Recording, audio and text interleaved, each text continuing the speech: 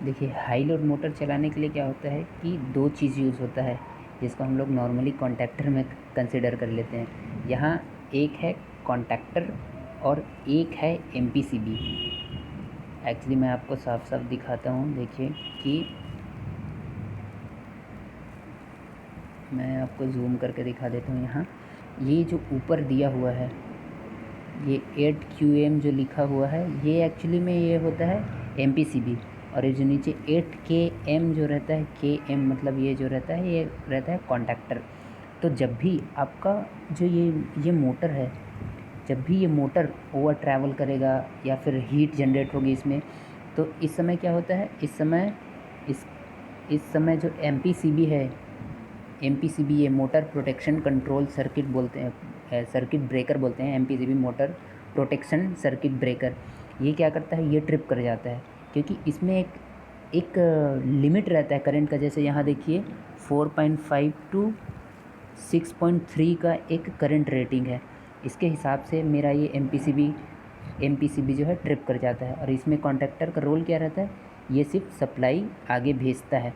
और इसका main role actually में अगर मैं यहाँ तो नॉर्मली सप्लाई के लिए यूज़ होता है कॉन्टैक्टर, और एमपीसीबी जो यूज़ होता है, ये होता है मोटर प्रोटेक्शन के लिए। लेकिन मेन जो रोल होता है, इसमें मेन रोल अदा करता है मेरा कॉन्टैक्टर।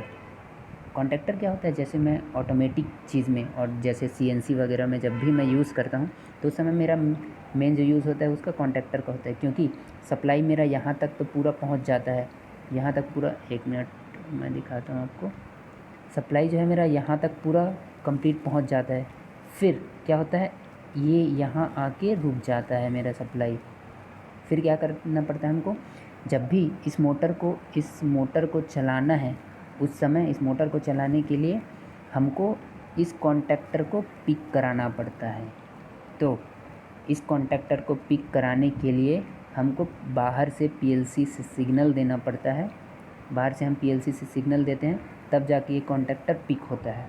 इस तरह अगर मैं ऑटोमेटिक सिस्टम की बात करूं, जैसे सीएनसी वगैरह हो गया, तो वहाँ क्या होता है कि हाइड्रोलिक यूनिट जो है वो कंटिन्यूसली चलते रहता है, या फिर क्या होता है कि एक समय बाद चलता है। तो उस समय तो हमको नीड ही है ना कि ये एक पर्टिकुलर टाइम पे ही चले, हमेशा तो चलाना है नहीं। तो इसलिए क्या करते हैं, इस कॉन्टैक्टर को कंट्रोल किया जाता है पीएलसी सिग्नल के थ्रू।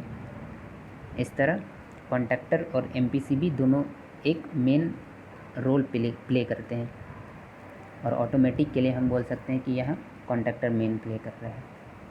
और जो मेरा एमपीसीबी है वो प्रोटेक्शन के लिए यूज़ हुआ है, क्योंकि कभी कभी क्या होता है कि ये कॉन्टैक्टर जो है, ये जो मोटर है, ये हाई वोल्टेज या फिर शॉर्ट सर्किट की वजह से जैम हो जाता है, रुक जाता है। उस समय क्या होता है कि ऊपर की सर्किट को इफ़ेक्ट ना पड़े इसके सिग्नल का, या फिर ये मोटर जले ना, इसके लिए क्या करते हैं, इसके लिए एक सेकेंड मैं आपको दिखाता हूँ।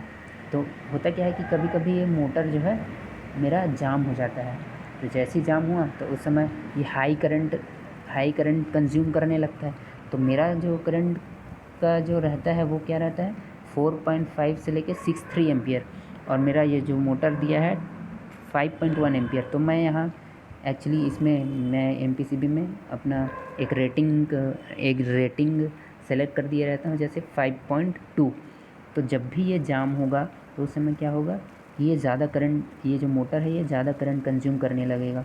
तो इसका मेरा लिमिट जैसे मैं सेट कर दिया हूँ, इसका तो 5.1 है, इसका लिमिट सेट कर दिया हूँ मैं 5.2।